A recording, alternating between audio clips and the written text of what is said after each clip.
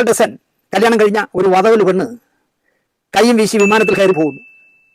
1 ton സമ്മാനങ്ങളുമായി തിരിച്ചു വന്ന് ഇറങ്ങുന്നുവെങ്കിൽ ഇവൾ ആര്, ഐശ്വര്യ റോയ് ആണോ എന്ന് അല്ലെങ്കിൽ മഞ്ജു വാര്യരാണോ എന്ന് ചിന്തിക്കുക സ്വാഭാവികമാണ്. കോമൺ സെൻസ് ഉള്ളവനാണെങ്കിൽ ചിന്തിക്കും. അങ്ങോട്ടൊരു ഉണക്ക ബാഗും കൊണ്ട് അങ്ങോട്ട് പോയിട്ട് തിരിച്ചു വരുന്നത് കുറേ പെട്ടികളൊക്കെ ആയിട്ടാണ്. മനസ്സിലായില്ലേ? കണ്ടവനെ കൊണ്ട് യാചിച്ച് തെണ്ടി പറക്കി വീടും മതിലും ഒക്കെ കെട്ടി ജീവിച്ചിരുന്ന ഈ വധവല് ഇപ്പം പറയാണ്, നിനക്ക് എത്ര വയസ്സാടാ? മോനൊക്കെ 3. നിനക്കൊരു കാറ്. നിനക്കാ മറ്റേ വേറൊരു തള്ളക്കുണ്ടായ ചെറുക്കണ്ടല്ലോ, കാള പോലത്തെ ചെറുക്കൻ. എനിക്ക് 18. നിനക്കൊരു കാറ്. തന്താ അപ്പം ചൊറിഞ്ഞു അടയ്ക്കുന്നത്. അടുത്താണ് വാങ്ങിച്ചത്. അടുത്ത ഞാൻ പോയിട്ട് വരട്ടെ കേട്ടോ. ഇത് എവിടെ നിന്ന് കിട്ടണ കാശി? എവിടെ നിന്ന് കിട്ടണേ? ബ്രൂണോ രാജകുമാരൻ്റെ ചെറുപോളൊന്നും അല്ലല്ലോ. Hello welcome back to another video. Ismi Anwar Shah. അപ്പം പ്രിയമുള്ളവരെ, നമ്മുടെ രേണുസുതിക്ക് മറുപടിയായിട്ട് നമ്മുടെ ശാന്തിയുള്ള ദിനേശ് ചേട്ടൻ വന്നപ്പോൾ ഉണ്ട്. അപ്പം അത് നമുക്കൊന്ന് കേൾക്കാം. ചേച്ചിക്ക് വയറ് നിറച്ച് കൊടുക്കുന്നുണ്ട്. കൂടാതെ കൂടുതൽ വിശദമായൊരു വീഡിയോ പുറകെ വരുന്നുണ്ടെന്ന് പറയുന്നുണ്ട്. അപ്പോൾ എന്തായിരുന്നാലും ഞാൻ അന്നേ പറഞ്ഞു, ഒരു അവതാരികയെക്കുറിച്ചാണ് ശാന്തിയുള്ള ദിനേശ് ചേട്ടൻ പറഞ്ഞത്, അത് രേണുസുതിയെക്കുറിച്ചല്ല എന്നുള്ളത്. എന്നാൽ ഇപ്പം രേണുസുതി തന്നെ വന്നിട്ട് ആ ചട്ടം എടുത്ത് തലയ്ക്ക് വെച്ചിരിക്കുകയാണ്. അപ്പോൾ അതിനെക്കുറിച്ചുള്ള വിശദമായൊരു വീഡിയോ ആണ് വന്നേക്കുന്നത്. നമുക്കതൊന്ന് കാണാം. അപ്പോൾ അവസാനം വരെ കാണുക. എല്ലാവരും നമ്മളെ സപ്പോർട്ട് ചെയ്യുക. നമ്മുടെ ചാനൽ ഒന്ന് സബ്സ്ക്രൈബ് ചെയ്യുക. കൂടാതെ നമ്മുടെ ഫേസ്ബുക്കിലാണ് കാണുന്നതെങ്കിൽ പേജ് ഒന്ന് ഫോളോ ചെയ്യുക. അതിനോടൊപ്പം തന്നെ ലൈക്കും ഷെയറും കമൻറ്റും, നിങ്ങളുടെ അഭിപ്രായം എന്തായാലും കമൻറ്റ് ചെയ്യണം. കമൻറ്റും ഹൈപ്പും ഒക്കെ നൽകി മാക്സിമം സപ്പോർട്ട് തരിക കൂട്ടുകാരെ. അപ്പോൾ നമുക്ക് നേരെ ആ വീഡിയോയിലേക്ക് പോകാം. ആരും സ്കിപ്പ് അടിച്ച് പോയാൽ അവസാനം വരെ കാണുക. അണയാൻ പോകുന്ന വിളക്ക് ആളിക്കത്തും എന്നാണ് പഴമക്കാർ പറയാറ്.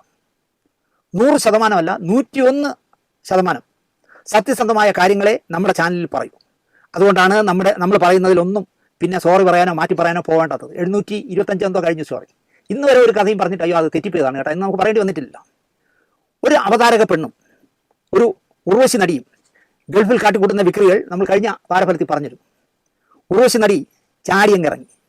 തേങ്ങ മോഷ്ടിച്ചവൻ്റെ തലയിൽ ചകിരി കാണുമെന്നൊരു ചായക്കടയിൽ ഇരുന്ന ഒരാൾ പറഞ്ഞപ്പോൾ ഈ മോഷ്ടിച്ചവൻ പതുക്കെ എൻ്റെ തലയിലുണ്ടോ എന്ന് തപ്പിയതുപോലെ എന്താ പറയുക, ഇത് ഞാനാണ് എന്നാണ് അവർ പറയുന്നത്. അവരെയാണ് പറഞ്ഞതെന്നാണ് പറയണേ. അവതാരക കാട്ടിക്കൂട്ടുന്ന ഉടുതുണി പറച്ചെറിയൽ കഥ പോലും ഇത് എന്നെ തന്നെയാണ് പറയുന്നതെന്ന് ഉർവശി നടി അറഞ്ചം പുറഞ്ചം എന്നെ ശകാരിച്ചുകൊണ്ട് പറയുന്നു. മറുപടി പറയണ്ട, അതുകൊണ്ടാണ് ഞാൻ മറുപടി പറയാതിരുന്നത്. എന്നെ അപ്പൂപ്പ എന്നാണ് വിളിക്കുന്നത്. ശാന്തിയുള്ള ദിനേശ് അപ്പൂപ്പ എന്നാണ് വിളിക്കുന്നത്. പിന്നെ അത് കഴിഞ്ഞാൽ കുറേ തെറികളും. അപ്പൂപ്പനാകുന്നത് മോശം കാര്യമാണോ എന്ന് എനിക്കറിയില്ല. ഇവൾക്ക് അപ്പൂപ്പൻ ഇല്ലേ എന്ന് എനിക്കറിയില്ല. ഞാൻ അഭിമാനത്തോടെ പറയുന്നു, 2.5 വയസ്സുള്ള ഒരു ആൺകുട്ടിയുടെ അപ്പൂപ്പനെന്നോ അച്ചാച്ചനെന്നോ പറയാവുന്ന ആളാണ്. ഇതൊന്നും ഒരു രഹസ്യമല്ലല്ലോ.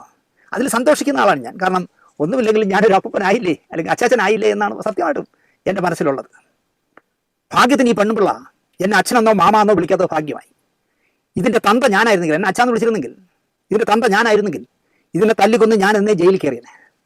പിന്നെ മാമൻ പട്ടിണി കിടന്നാൽ പോലും മാമാപണി ചെയ്ത് ജീവിക്കില്ല അഭിമാനമുള്ളവർ.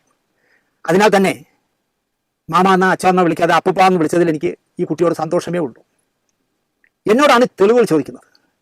തെളിവുകൾ, എത്ര പ്രതിഫലം, ഏതെല്ലാം ജോലികൾ ചെയ്യും, ബ്രോക്കറുടെ ഡീറ്റെയിൽ എല്ലാം എത്തിക്കാമെന്ന് വഞ്ചിക്കപ്പെട്ട ഈ ഗൾഫ് വാസികൾ തന്നെ എന്നോട് ഉറപ്പ് പറഞ്ഞിട്ടുണ്ട്. അതുകൊണ്ടാണ് ഞാൻ ആ സ്റ്റോറി കഴിഞ്ഞ ഞായറാഴ്ച പറഞ്ഞത്. വിശദമായി അത് കിട്ടിയാൽ ഞാൻ പറയാം. എൻ്റെ തെളിവ് കിട്ടിയാലേ എനിക്ക് പറയാൻ പറ്റും. എല്ലാം പറയാം. എനിക്ക് ഫോണിൽ കൂടെ എല്ലാം പറഞ്ഞു തന്നു. പക്ഷെ അതുപോലെ എനിക്ക് എൻ്റെ തെളിവുകൾ വേണമെന്ന് ഞാൻ പറഞ്ഞിട്ടുണ്ട്. നമ്മൾ അനാവശ്യമായി കഥകൾ ഉണ്ടാക്കി ഒന്നും പറയാറില്ല. ഇവിടുത്തെ യൂട്യൂബർമാരെന്ന് പറഞ്ഞാൽ കള്ളക്കഥകളല്ലേ ഉണ്ടാക്കുന്നത്. നമ്മളങ്ങനെ പറയാറില്ല. അങ്ങനെ പറയുന്നത് ശരിയുമല്ല എന്ന് ബാധിക്കുന്ന ആളാണ് ഞാൻ. കാൽ ഡസൻ കല്യാണം കഴിഞ്ഞ ഒരു വധവൽ പെണ്ണ് കൈയും വീശി വിമാനത്തിൽ കയറി പോകുന്നു. 1 ടൺ സമ്മാനങ്ങളുമായി തിരിച്ചു വന്ന് ഇറങ്ങുന്നുവെങ്കിൽ ഇവൾ ആര്, ഐശ്വര്യ റോയ് ആണോ എന്ന് അല്ലെങ്കിൽ മഞ്ജു വാര്യരാണോ എന്ന് ചിന്തിക്കുക സ്വാഭാവികമാണ്. കോമൺ സെൻസ് ഉള്ളവനാണെങ്കിൽ ചിന്തിക്കും. അങ്ങോട്ടൊരു ഉണക്ക ബാഗും കൊണ്ട് അങ്ങോട്ട് പോയിട്ട് തിരിച്ചു വരുന്നത് കുറേ പെട്ടികളൊക്കെ ആയിട്ടാണ്. മനസ്സിലായില്ലേ? കണ്ടവനെ കൊണ്ട് യാചിച്ച് തെണ്ടി പറക്കി വീടും മതിലും ഒക്കെ കെട്ടി ജീവിച്ചിരുന്ന ഈ വധവല് ഇപ്പം പറയാണ്, നിനക്ക് എത്ര വയസ്സാടാ? മോനൊക്കെ 3. നിനക്കൊരു കാറ്. നിനക്കാ മറ്റേ വേറൊരു തള്ളക്കുണ്ടായ ചെറുക്കണ്ടല്ലോ, കാള പോലത്തെ ചെറുക്കൻ. എനിക്ക് 18. നിനക്കൊരു കാറ്. തന്താ അപ്പം ചൊറിഞ്ഞു അടയ്ക്കുന്നത്. അടുത്താണ് വാങ്ങിച്ചത്. അടുത്ത ഞാൻ പോയിട്ട് വരട്ടെ കേട്ടോ. ഇത് എവിടെ നിന്ന് കിട്ടണ കാശി? എവിടെ നിന്ന് കിട്ടണേ? ബ്രൂണോ രാജകുമാരൻ്റെ ചെറുപോളൊന്നും അല്ലല്ലോ. എനിക്ക് ആ ഡീറ്റെയിലുകളൊക്കെ കിട്ടിക്കോട്ട്. അപ്പോൾ ഇപ്പോൾ ഞാൻ പറഞ്ഞതിൻ്റെ ബാക്കി കഥകൾ ഡീറ്റെയിൽ ആയിട്ട് ഞാൻ പറയാം. പക്ഷേ നമ്മുടെ ചാനലിൽ എങ്ങനെ പറയുമെന്നാണ് ഞാൻ ആലോചിക്കുന്നത്. ഇല്ലെങ്കിൽ എനിക്ക് വേറെ ചാനലുകളുണ്ടല്ലോ. ഞാൻ ഇൻ്റർവ്യൂ എടുക്കാൻ വരുമ്പോൾ അവർക്കെങ്കിലും ഈ തെളിവുകൾ കൊടുക്കാം. വരട്ടെ. അഹങ്കരിക്കുന്നത് ആപത്താണ് എന്നാണ് എൻ്റെ അമ്മ എന്നെ പഠിപ്പിച്ചത്. എന്നെ പോരന് വിളിക്കാനൊന്നും ഈ ജമ്മ ഈ പെങ്കൊച്ചിന് ഈ വധവൽ പെണ്ണിനായിട്ട് ആവില്ല. കാരണം അന്തസ്സായി ജീവിക്കുന്നതാണ് ഞാൻ. ഉപ്പും പിളിയും ചോറേ ഉള്ളെങ്കിലും അന്തസ്സായി ജീവിക്കുന്ന, വാടക വീട്ടിൽ ജീവിക്കുന്ന ആളാണ് ഞാൻ. കണ്ണടച്ച് തുറക്കുന്നതിന് മുമ്പേ ഗൾഫിൽ സ്ഥിരമായി പോയി ബാർ ഡാൻസ്, തേങ്ങ ഡാൻസ് എന്നൊക്കെ പറഞ്ഞ് വഴിവിട്ട് പൈസ ഉണ്ടാക്കിയിട്ട് അഭിമാനത്തോടെ എന്നെ വെല്ലുവിളിക്കുകയാണ്. കാണിടാ വിഷ്വൽ എന്ന്. ഞാൻ ഇതിൻ്റെ വിഷ്വൽ അല്ല പറഞ്ഞത്.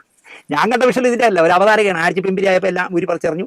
കൂടെ ഇരിക്കുന്നവരെല്ലാം കൂടെ കൈയടിച്ച് പ്രോത്സാഹിപ്പിക്കുന്നു. ഒരുത്തൻ ഒളിച്ചിരുന്ന് ഇത് മുഴുവൻ ഷൂട്ട് ചെയ്തു. ആ വീഡിയോ ആണ് ഞാൻ കണ്ടത്. ഞാൻ അതിനെക്കുറിച്ച് പറഞ്ഞത്. പക്ഷേ അതിനെ ഇവള് ഏറ്റെടുത്തു. കാരണം ഇവളും ബാറിലൊക്കെ ചെന്ന് തലകുത്തി മറിയല്ലേ. അത് വല്ലതും ഉണ്ടെങ്കിൽ കുഴപ്പമില്ലായിരുന്നു. നേരെ ചൊവ്വയ്ക്ക് ഇരിക്കുന്ന വല്ലതൊക്കെ ഉണ്ടെങ്കിൽ കുഴപ്പമില്ലായിരുന്നു. ഈ വധവിലിനൊക്കെ മറുപടി പറയേണ്ടി വരുന്നതാണ് എൻ്റെ ഗതികേട്. അപ്പൊ രേണു സുധിക്ക് കിട്ടേണ്ടത് കിട്ടിയല്ലോ, സമാധാനമായല്ലോ.